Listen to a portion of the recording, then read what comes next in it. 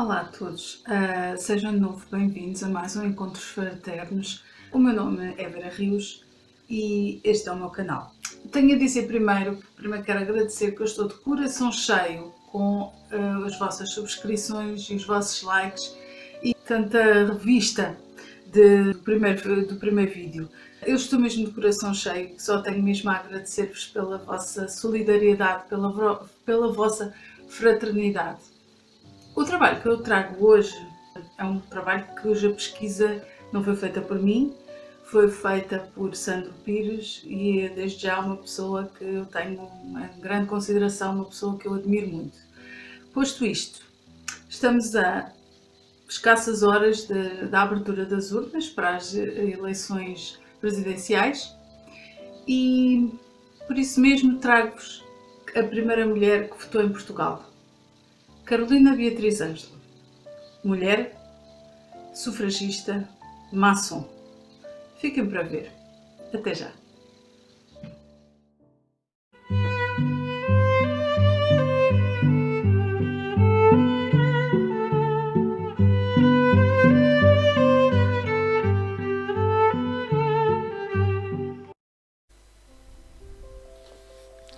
Carolina Beatriz Ângelo, médica cirurgiã, era uma republicana e sufragista bem conhecida que esteve ativamente envolvida na implantação da República em Portugal, uma vez que era ativista republicana. Nascida em 16 de abril de 1878, na Guarda, concluiu os seus estudos na Escola Médico-Cirúrgica de Lisboa em 1902. Foi a primeira cirurgiã portuguesa especializando-se em ginecologia. Veio do seio de família progressista liberal, sendo seu pai, Viriato António Ângelo, um conhecido jornalista da Guarda. Destacou-se desde muito cedo como republicana e feminista e era colaboradora e cronista nos jornais O Mundo e o Jornal da Mulher. Fundou, em 1907, conjuntamente com outras ativistas, o Grupo Português de Estudos Feministas. Com algumas destas, é iniciada na maçonaria em 5 de agosto na loja Humanidade com o nome simbólico de Lígia. Entre as que foram iniciadas com esta, contavam-se Ana Adelaide Temudo da Costa, Maria Veleda e Ana de Castro Osório. Dá-se implantação da República a 5 de outubro de 1910, que Beatriz Ângelo ajudou a implantar conjuntamente com outras mulheres, com a criação, em 1909, da Liga Republicana das Mulheres Portuguesas. É, então, determinado pelo Governo Provisório da República que se realizasse no dia 28 de maio de 1911 as primeiras eleições para a Assembleia Nacional Constituinte. O Governo Provisório da República Portuguesa publica, a dia 6 de abril de 1911, no Diário do Governo, o Código Eleitoral que determinava o direito de voto, no seu artigo 5º. Todos os portugueses maiores de 21 anos, à data de 1 de maio do ano corrente, residentes em território nacional, compreendidos em qualquer das seguintes categorias: os que souberem ler e escrever, os que forem chefes de família. Com formação superior, maior de 21 anos e chefe de família, pois tinha enviuvado no ano anterior e era esta quem cuidava da sua filha menor, Carolina Beatriz Ângelo reunia as condições para votar, uma vez que a lei não especificava que apenas os cidadãos do sexo masculino tinham capacidade eleitoral. Dirigiu ao Presidente da Comissão Recenseadora do 2º Bairro de Lisboa um requerimento no sentido do seu nome ser incluído no novo recenseamento eleitoral, a quem tem de proceder-se.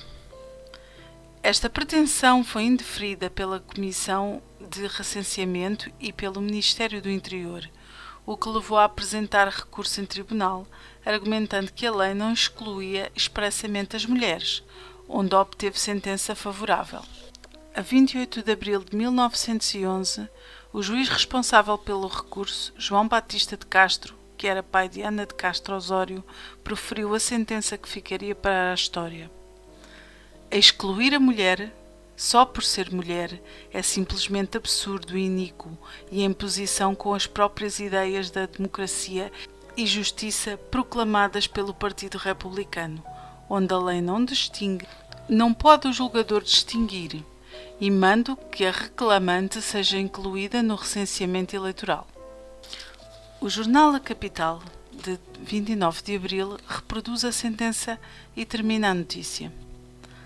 Representa este despacho das Justiças da República uma vitória para o feminismo nacional, tanto mais quanto essa vitória corresponde ao sentir íntimo de alguns dos membros do governo. Os nossos parabéns, portanto, não só à diretamente interessada, como ao governo provisório e ainda ao país.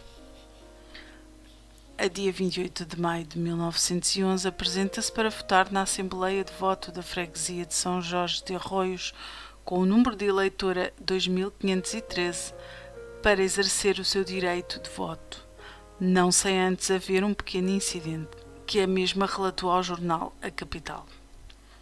No final da primeira chamada, o presidente da Assembleia de Voto, Sr. Constâncio de Oliveira, consultou a mesa sobre se deveria ou não aceitar o meu voto. Consulta, na verdade, extravagante, porquanto, estando recenseada em virtude de uma sentença judicial, a mesma não tinha competência para se intrometer no assunto. O caso é amplamente noticiado em Portugal e felicitado pelos diversos países do mundo por associações feministas. A Ilustração Portuguesa, em 5 de junho, faz uma reportagem sobre o voto de Carolina Beatriz Ângelo no dia 28 de maio, intitulada "Estão eleitas as Constituintes, a eleição de Lisboa", onde destaca: "Uma nota curiosa das eleições foi a de votar uma senhora, a única eleitora portuguesa, a médica Dona Carolina Beatriz Ângelo, inscrita com o número 2513 na freguesia de São Jorge de Arroios." O artigo é ilustrado com uma fotografia de Carolina Beatriz Ângelo com Ana de Castro Osório, presidente da Liga das Sufragistas Portuguesas. No dia 3 de outubro de 1911, pelas 2h da manhã, apenas 4 meses após ter votado, Carolina Beatriz Ângelo morreu de síncope cardíaca, derivada de miocardite, em sua casa, com apenas 33 anos de idade. Dizem os relatos de então que se sentiu mal durante a viagem de elétrico, enquanto regressava à sua residência na rua António Pedro, freguesia de São Jorge de Arroios, após estar presente numa reunião política com outras feministas da Associação de Propaganda Feminista. Embora esta morte já há muito fosse pressentida por esta, pois em julho e agosto começou a queixar-se de extremo cansaço por causa da sua luta, do seu trabalho e dos dias inteiros a discutir e a pensar. E talvez por isso redigiu uma declaração para ser enterrada civilmente, a qual seria tornada pública no ano seguinte, a quando das respectivas exéquias. Tomou igualmente providências sobre o futuro da filha de 8 anos, Maria Emília Ângelo Barreto, pedindo aos membros da sua família que lhe sobrevivam que se dispensem do convencional luto e que não obriguem a menina a pôr luto pela mãe. Foi sepultada num jazigo particular no cemitério dos Prazeres. À República e aos republicanos deixou duras críticas. A não ser o nosso Afonso Costa, o resto não vale 2 caracóis. A esta foi dada como homenagem o nome de segunda loja feminina de pleno direito e não em rito de adoção, a Carolina Ângelo número 380, aprovada pelo decreto número 5 de 30 de janeiro de 1915 do Grande Oriente Lusitano Unido e que teve como venerável mestre durante muitos anos a sua amiga Ana de Castro Osório. As organizações Grêmio Carolina Ângelo e a Associação de Propaganda Feminista, de que foi fundadora, estariam então numa ação constante de luta pelos direitos das mulheres, nomeadamente na ambição de estas terem direito ao voto.